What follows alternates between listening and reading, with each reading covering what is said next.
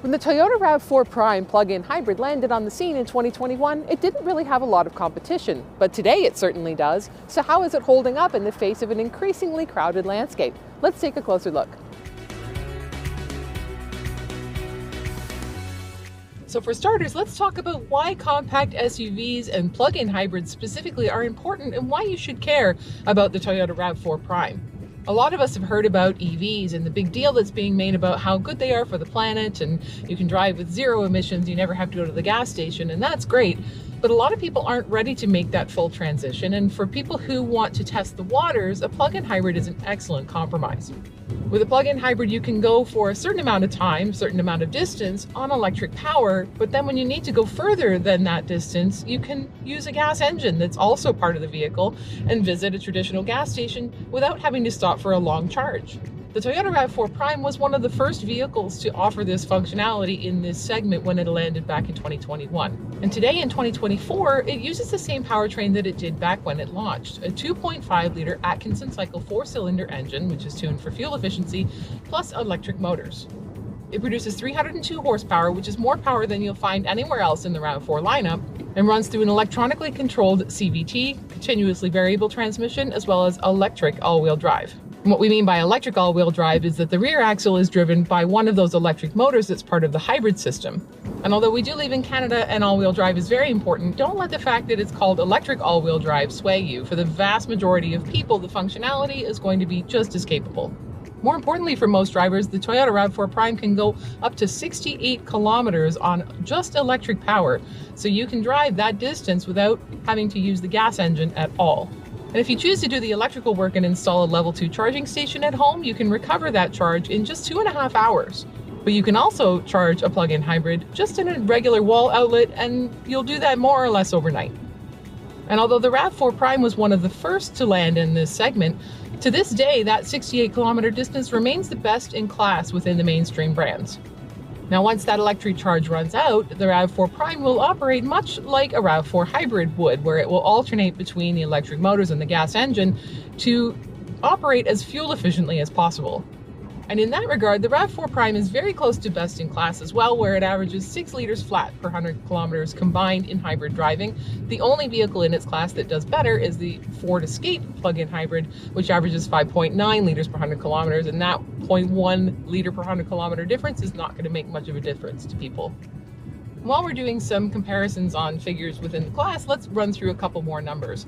The RAV4 Prime offers 949 liters of space behind the second row for cargo. Best in class in that regard is the Kia Sportage at 977 liters. So with less than 30 liters of difference, the RAV4 Prime is not far off. As for passenger space, the RAV4 Prime is pretty well average in terms of front row space, but does a little better than most competitors in second row space.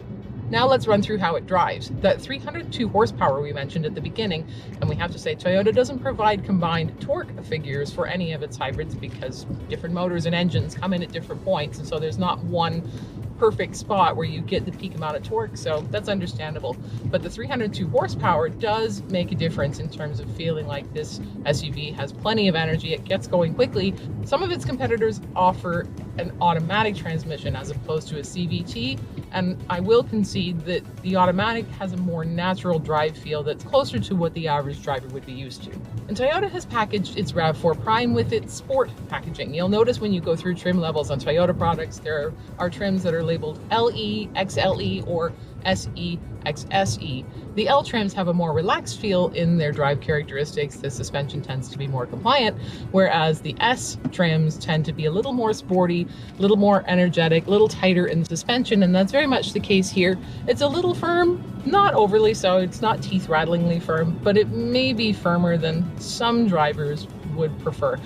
Personally, I would choose this, but it's worth test driving an LE RAV4 hybrid, for example, to see how you like the difference. In terms of functionality for preserving range, Toyota really hit the mark early in the way that it set up the RAV4 Prime by offering an EV hold button that lets you save that charge until you're in a situation where you can use it optimally. For example, if you go on the highway, you're going to burn through that electric charge really quickly, whereas you might prefer to save it for city driving where it's going to go a lot further. There's a button right beside the shifter that lets you do that, so that's easy to control. Now what I love is Toyota has offered up the SE trim here for us to test out. This is the base trim for the RAV4 Prime. Automakers don't always do that. We often have to guess at what the base trims would feel like based on upper trims, even though it's the lower ones that people tend to spend their money on. And in this case, the SE, the base trim, is very well equipped. There's an 8-inch touchscreen infotainment system with Toyota's latest infotainment technology, including wireless Apple CarPlay and Android Auto. I've had some connectivity issues with the wireless Apple CarPlay. Mostly it doesn't seem to want to play with Spotify very well, but everything else has been working consistently. There's also a 7-inch digital display in the center of the instrument cluster that gives plenty of feedback on when you're driving in EV mode versus hybrid mode and how your fuel efficiency is doing. And a quick touch on fuel efficiency. That readout for me currently, based on a couple hundred kilometers of driving, is showing 5.8 liters per 100 kilometers, so slightly better than expected, which is great. It also has standard heated front seats, heated steering wheel, 5 USB ports throughout the cabin, and standard 18-inch wheels. So now that I've spent some time here in the base trim of the RAV4 Prime, I'll tell you some of the features that I've missed and some of the ones I haven't versus some previous tests that I've done in more expensive trims. Some of the things I haven't missed. I don't mind that there's no head-up display in this because the speed readout is right at the top of the digital section of the instrument cluster and it's very easy to see. I don't feel I'm missing anything there. It also doesn't bother me that it doesn't come with an above-view camera because as a compact SUV, it's not really that difficult to get around, even in tighter parking lots. I've felt that the rear-view camera has been just fine. I don't enjoy ventilated front seats at all myself, so it doesn't bother me that those aren't here. That's a matter of taste. I also don't mind the cloth seats versus the Softex leatherette seats that are the only other option. The 11-speaker JBL sound system that's offered as an upgrade in this vehicle would be nice, but this one sounds okay too. And upper trims of this vehicle offer a kick-activated rear liftgate, which I've rarely been able to get to operate as expected, so no loss there. There are a few features I do miss though. The panoramic sunroof certainly is always nice. There's no wireless charging pad here. It's a good place to throw your phone. There might someday be a situation where the extra 1.1 centimeters of ground clearance versus the 18 centimeters in this, you get 19.1 in the XSE. Maybe that would matter at some point. My regular passenger would probably prefer to have a power passenger seat, which you have to upgrade to get. My partner and I have very different seating positions, and so the driver memory function is always nice to have. But my top choice among things I would upgrade for is the household plug 120 volt 1500 watt power that draws directly from the plug-in hybrid's battery, and that is just so useful in so many situations. That alone is worth the upgrade in my opinion. Now we believe sometime in the next couple of years a redesign of the Toyota RAV4 ought to be on the way. The timing is right, and so there could be a new version of the RAV4 Prime coming very shortly as well. And I tell you that to tell you this, the version of Toyota Safety Sense that's in the RAV4 Prime currently is the TSS 2.5, as opposed to the latest version, which is Toyota Safety Sense 3.0 that you find in some of Toyota's more recently updated vehicles. Toyota Safety Sense 2.5 is great. It's just fine. There's lots of really important features and some that competitors don't offer, such as junction turning assist that will brake if somebody turns in front of you in an intersection. It also has full speed dynamic radar cruise control, which means it will come to a stop, and an evasive steering function as well. Toyota Safety Sense 3.0 offers upgraded sensors, motorcycle detection, more effective lane change assist, and that sort of thing, but 2.5 should serve most people's needs just fine.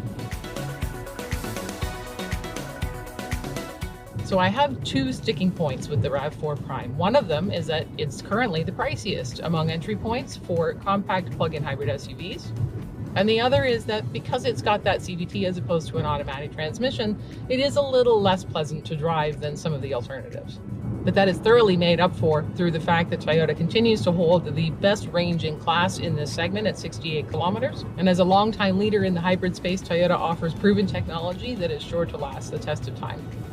So the truth of the matter is you may have a hard time finding any compact plug-in hybrid SUV right now because they are in such high demand. But if you can get your hands on a Toyota RAV4 Prime, don't hesitate to do it because it's still an excellent choice among compact plug-in hybrid SUVs. For Driving.ca, I'm Stephanie Wallcraft. For more reviews and other features, find us on social media or visit us at our website.